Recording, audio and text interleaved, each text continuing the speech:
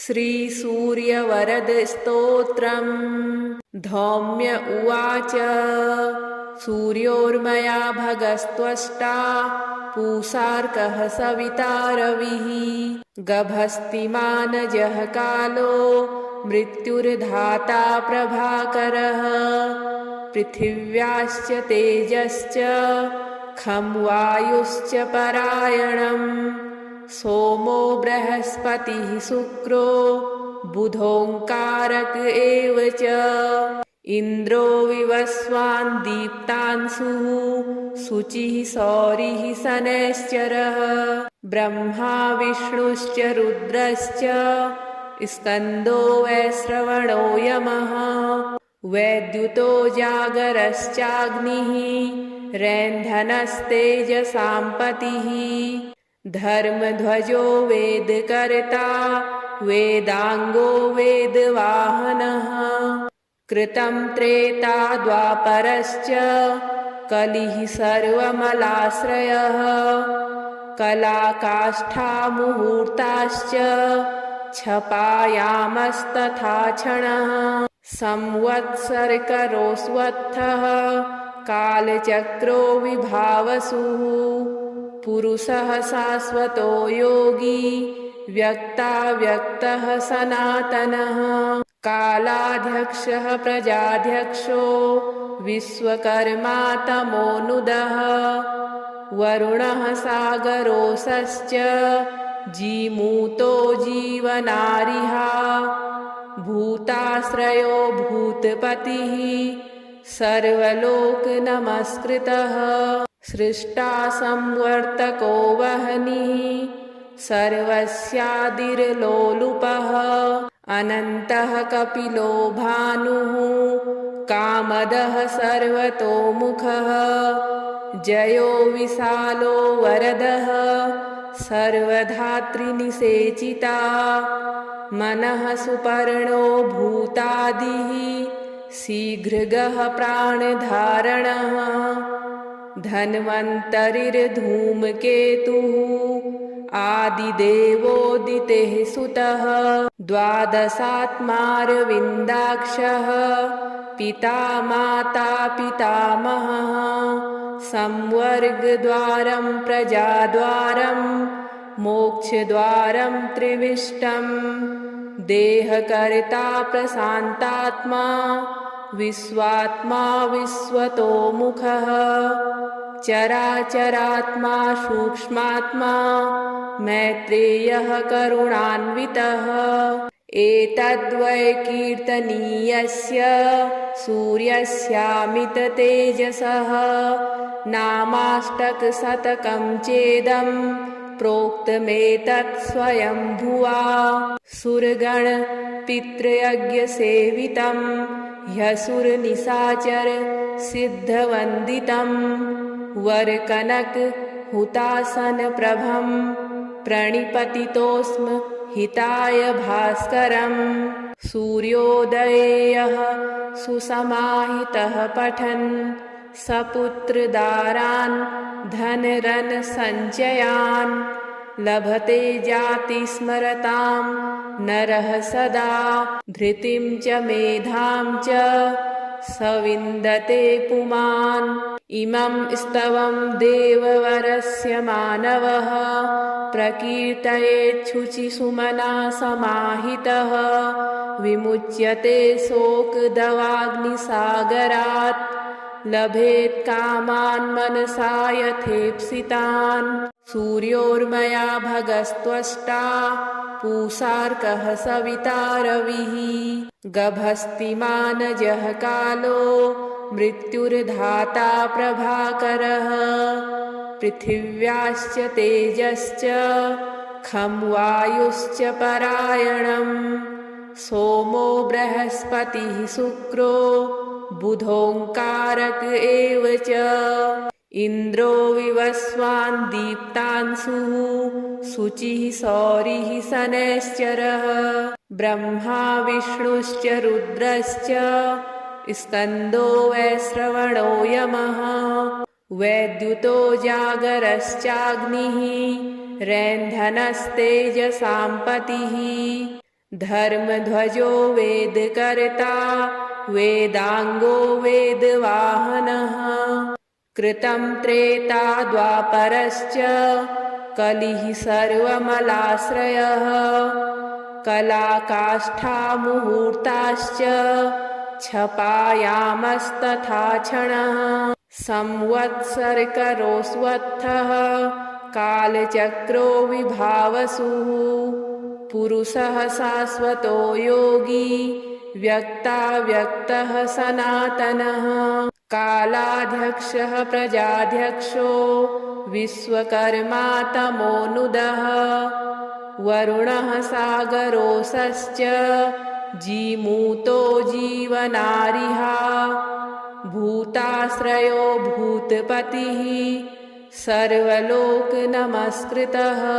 सृष्टा संवर्तको वह्निः सर्वस्यादिर्लोलुपः अनन्तः कपिलो भानुः कामदः सर्वतोमुखः जयो विशालो वरदः सर्वधातृनिषेचिता मनः सुपर्णो भूतादिः शीघ्रगः प्राणधारणः धन्वन्तरिर्धूमकेतुः आदिदेवोदितेः सुतः द्वादशात्मारविन्दाक्षः पिता माता पितामहः संवर्गद्वारं प्रजाद्वारं मोक्षद्वारं त्रिविष्टम् देहकर्ता प्रशान्तात्मा विश्वात्मा विश्वतोमुखः चराचरात्मा सूक्ष्मात्मा मैत्रेयः करुणान्वितः एतद्वै कीर्तनीयस्य सूर्यस्यामिततेजसः नामाष्टकशतकं चेदं प्रोक्तमेतत् स्वयंभुवा सुरगण पितृयज्ञसेवितं ह्यसुरनिशाचर सिद्धवन्दितं वरकनक हुतासनप्रभं प्रणिपतितोऽस्म हिताय भास्करम् सूर्योदये यः सुसमाहितः पठन् सपुत्रदारान् धनरन् सञ्चयान् लभते जातिस्मरतां नरः सदा धृतिं च मेधां च सविन्दते पुमान् इमं स्तवं देववरस्य मानवः प्रकीर्तयेच्छुचिसुमना समाहितः विमुच्यते शोकदवाग्निसागरात् लभेत् कामान् मनसा यथेप्सितान् सूर्योर्मया भगस्त्वष्टा पूषार्कः सविता रविः गभस्तिमानजः कालो मृत्युर्धाता प्रभाकरः पृथिव्याश्च तेजश्च खं वायुश्च परायणम् सोमो बृहस्पतिः शुक्रो बुधोङ्कारक एव च इन्द्रो विवस्वान् दीप्तांशुः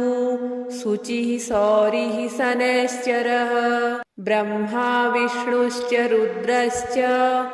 स्कन्दो वैश्रवणो यमः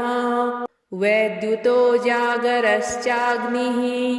रैन्धनस्तेजसां पतिः धर्मध्वजो वेदकर्ता वेदांगो वेदवाहनः कृतं त्रेता द्वापरश्च कलिः सर्वमलाश्रयः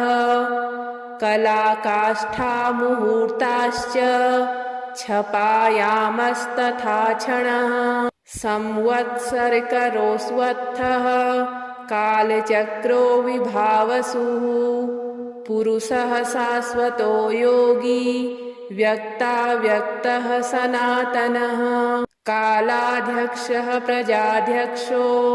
विश्वकर्मा तमोनुदः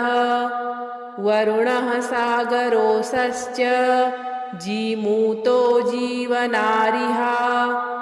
भूताश्रयो भूतपतिः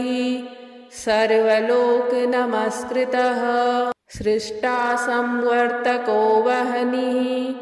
सर्वस्यादिर्लोलुपः अनन्तः कपिलो भानुः कामदः सर्वतोमुखः जयो विशालो वरदः सर्वधातृनिषेचिता मनः सुपर्णो भूतादिः शीघ्रगः प्राणधारणः धन्वन्तरिर्धूमकेतुः आदिदेवोदितेः सुतः द्वादशात्मारविन्दाक्षः पिता माता पितामहः संवर्गद्वारं प्रजाद्वारं मोक्षद्वारं त्रिविष्टम् देहकर्ता प्रशान्तात्मा विश्वात्मा विश्वतोमुखः चराचरात्मा सूक्ष्मात्मा मैत्रेयः करुणान्वितः एतद्वै कीर्तनीयस्य सूर्यस्यामिततेजसः नामाष्टकशतकं चेदं प्रोक्तमेतत् स्वयंभुवा सुरगण पितृयज्ञसेवितं ह्यसुरनिशाचर सिद्धवन्दितं वरकनक हुतासनप्रभं प्रणिपतितोऽस्म हिताय भास्करम् सूर्योदये यः सुसमाहितः पठन् सपुत्रदारान् धनरन् सञ्चयान् लभते जातिस्मरतां नरः सदा धृतिं च मेधां च सविन्दते पुमान् इमं स्तवं देववरस्य मानवः प्रकीर्तयेच्छुचिसुमना समाहितः विमुच्यते शोकदवाग्निसागरात् लभेत् कामान् मनसा यथेप्सितान् सूर्योर्मया भगस्त्वष्टा पूषार्कः सविता रविः गभस्तिमानजः कालो मृत्युर्धाता प्रभाकरः पृथिव्याश्च तेजश्च खं वायुश्च परायणम् सोमो बृहस्पतिः शुक्रो बुधोङ्कारक एव च इन्द्रो विवस्वान् दीप्तांशुः शुचिः सौरिः शनैश्चरः ब्रह्मा विष्णुश्च रुद्रश्च स्कन्दो वैश्रवणो यमः वैद्युतो जागरश्चाग्निः रैन्धनस्तेजसां पतिः धर्मध्वजो वेदकर्ता वेदांगो वेदवाहनः कृतं त्रेता द्वापरश्च कलिः सर्वमलाश्रयः कलाकाष्ठा मुहूर्ताश्च क्षपायामस्तथा क्षणः संवत्सरकरोऽस्वत्थः कालचक्रो विभावसुः पुरुषः शाश्वतो योगी व्यक्ताव्यक्तः सनातनः कालाध्यक्षः प्रजाध्यक्षो विश्वकर्मा तमोनुदः वरुणः सागरोऽसश्च जीमूतो जीवनारिः भूताश्रयो भूतपतिः सर्वलोकनमस्कृतः सृष्टा संवर्तको वह्निः सर्वस्यादिर्लोलुपः अनन्तः कपिलो भानुः कामदः सर्वतोमुखः जयो विशालो वरदः सर्वधातृनिषेचिता मनः सुपर्णो भूतादिः शीघ्रगः प्राणधारणः धन्वन्तरिर्धूमकेतुः आदिदेवोदितेः सुतः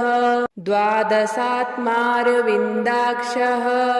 पिता माता पितामहः संवर्गद्वारं प्रजाद्वारं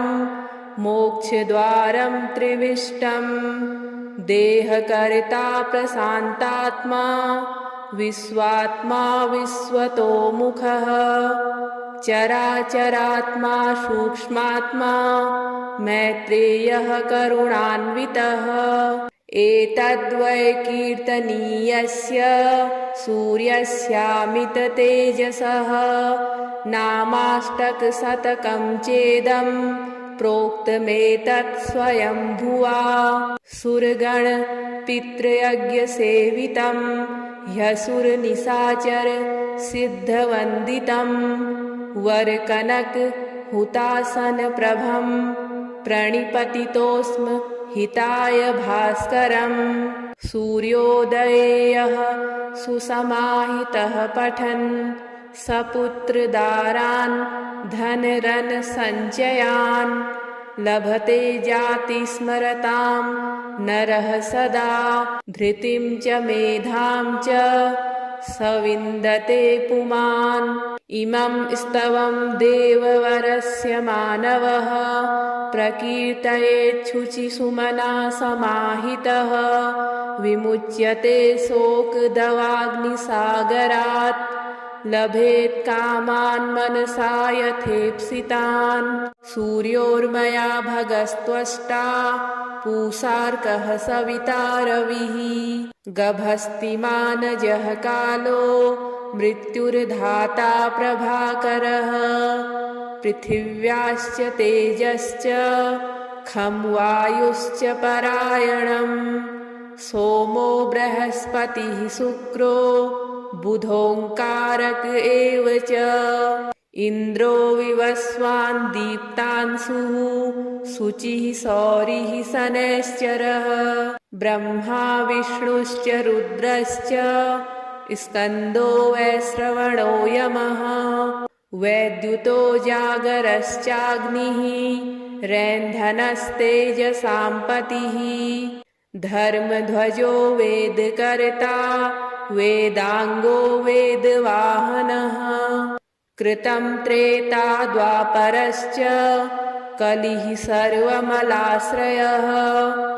कलाकाष्ठा मुहूर्ताश्च क्षपायामस्तथा क्षणः संवत्सरकरोऽस्वत्थः कालचक्रो विभावसुः पुरुषः शाश्वतो योगी व्यक्ताव्यक्तः सनातनः कालाध्यक्षः प्रजाध्यक्षो विश्वकर्मा तमोनुदः वरुणः सागरोऽसश्च जीमूतो जीवनारिः भूताश्रयो भूतपतिः सर्वलोकनमस्कृतः सृष्टा संवर्तको वह्निः सर्वस्यादिर्लोलुपः अनन्तः कपिलो भानुः कामदः सर्वतोमुखः जयो विशालो वरदः सर्वधातृनिषेचिता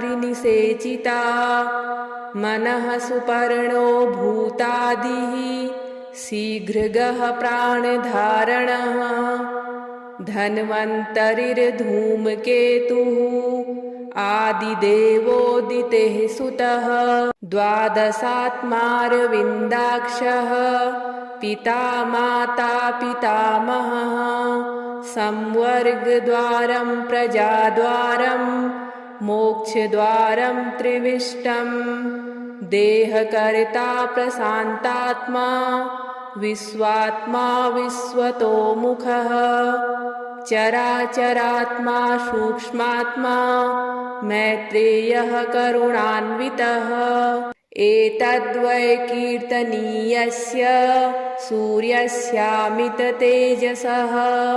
नामाष्टकशतकं चेदं प्रोक्तमेतत् स्वयंभुवा सुरगण पितृयज्ञसेवितं ह्यसुरनिशाचर सिद्धवन्दितं वरकनक हुतासनप्रभं प्रणिपतितोऽस्म हिताय भास्करम् सूर्योदये यः सुसमाहितः पठन् सपुत्रदारान् धनरन् सञ्चयान् लभते जातिस्मरतां नरः सदा धृतिं च मेधां च स विन्दते पुमान्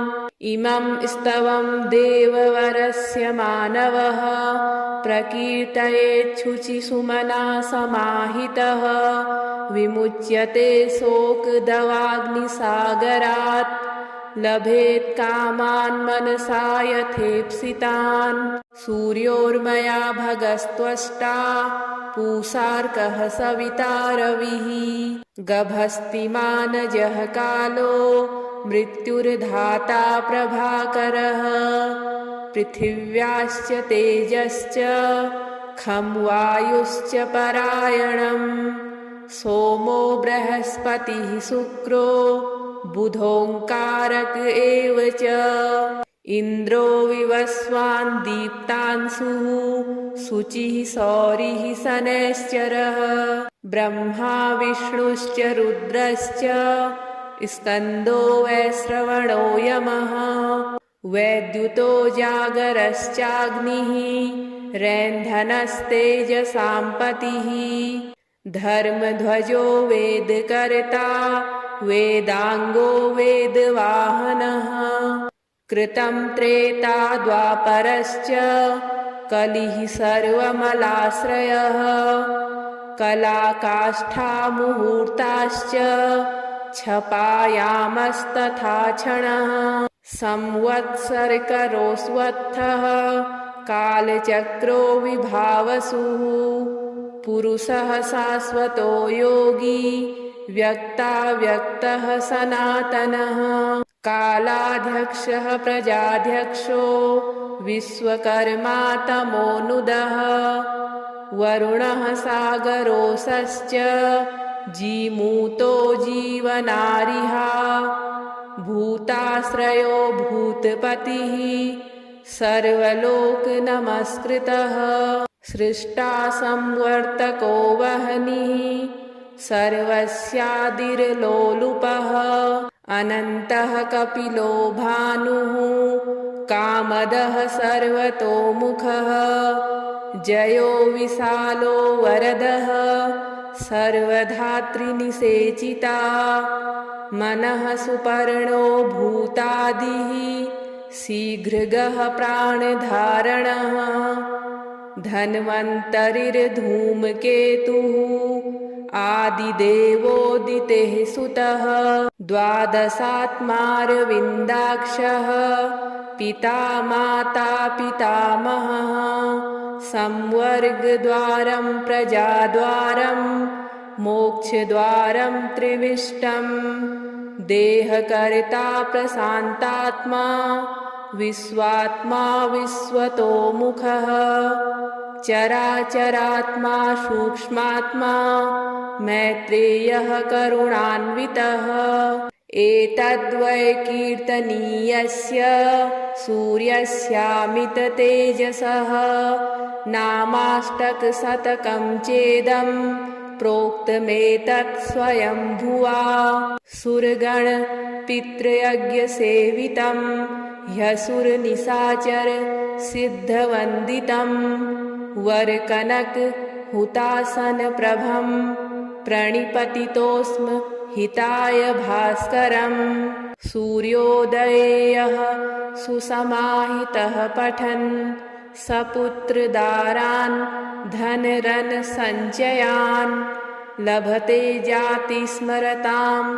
नरः सदा धृतिं च मेधां च स विन्दते पुमान् इमं स्तवं देववरस्य मानवः प्रकीर्तयेच्छुचिसुमना समाहितः विमुच्यते शोकदवाग्निसागरात्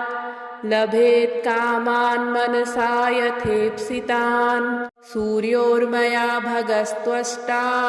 पूषार्कः सविता रविः गभस्तिमानजः कालो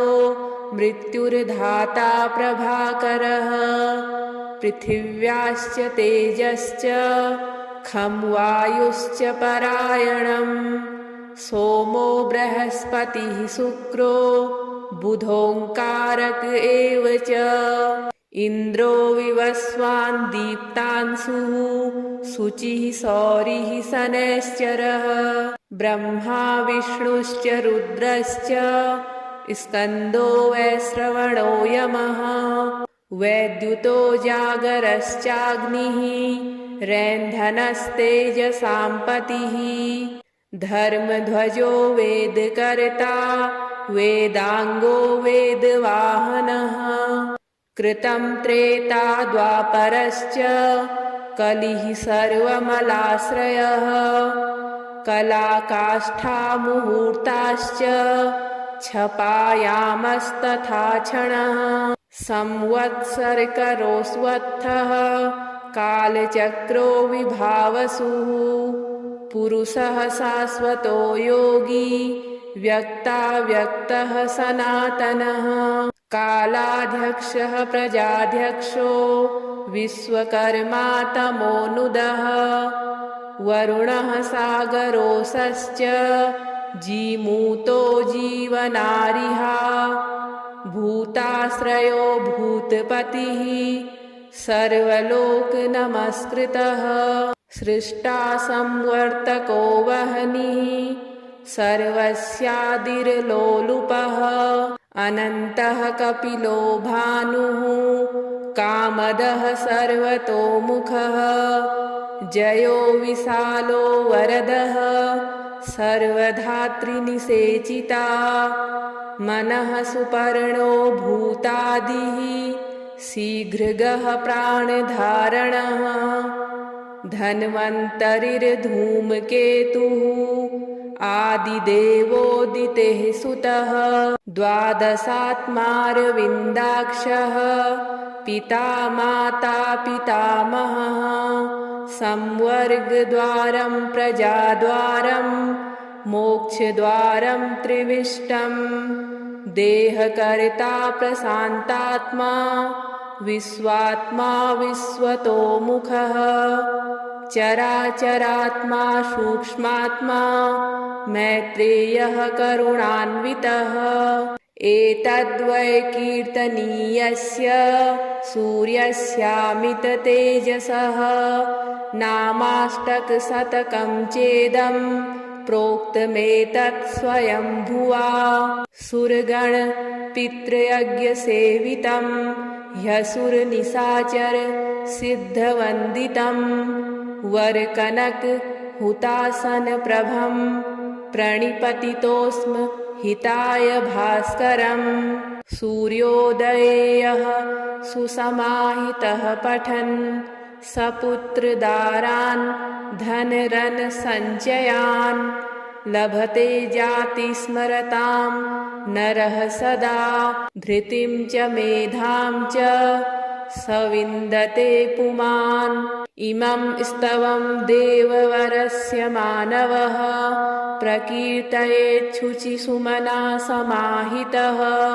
विमुच्यते शोकदवाग्निसागरात्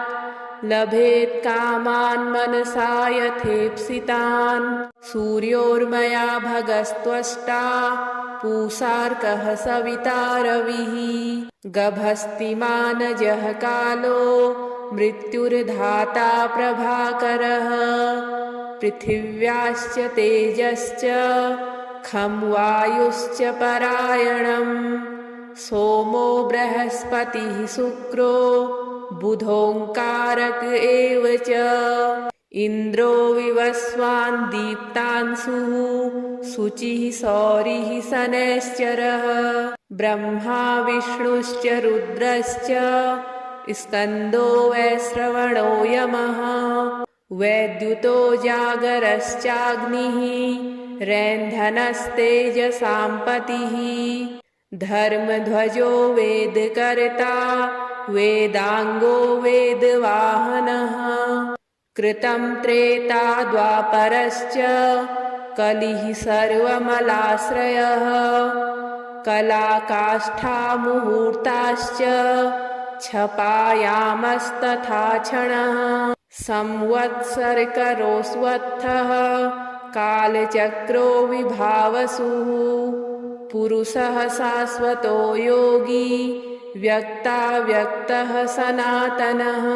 कालाध्यक्षः प्रजाध्यक्षो विश्वकर्मा तमोनुदः वरुणः सागरोऽसश्च जीमूतो जीवनारिः भूताश्रयो भूतपतिः सर्वलोकनमस्कृतः सृष्टा संवर्तको वह्निः सर्वस्यादिर्लोलुपः अनन्तः कपिलो भानुः कामदः सर्वतोमुखः जयो विशालो वरदः सर्वधातृनिषेचिता मनः सुपर्णो भूतादिः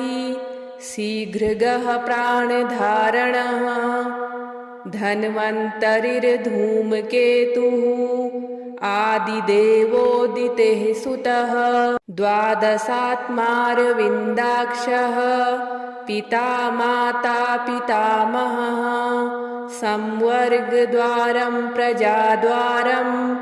मोक्षद्वारं त्रिविष्टं देहकर्ता प्रशान्तात्मा विश्वात्मा विश्वतोमुखः चराचरात्मा सूक्ष्मात्मा मैत्रेयः करुणान्वितः एतद्वै कीर्तनीयस्य सूर्यस्यामिततेजसः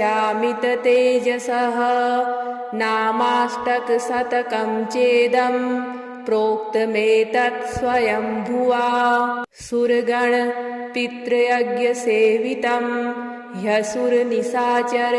सिद्धवन्दितं वरकनक हुतासनप्रभं प्रणिपतितोऽस्म हिताय भास्करम् सूर्योदये यः सुसमाहितः पठन् सपुत्रदारान् धनरन् सञ्चयान् लभते जातिस्मरतां नरः सदा धृतिं च मेधां च सविन्दते पुमान् इमं स्तवं देववरस्य मानवः प्रकीर्तयेच्छुचिसुमना समाहितः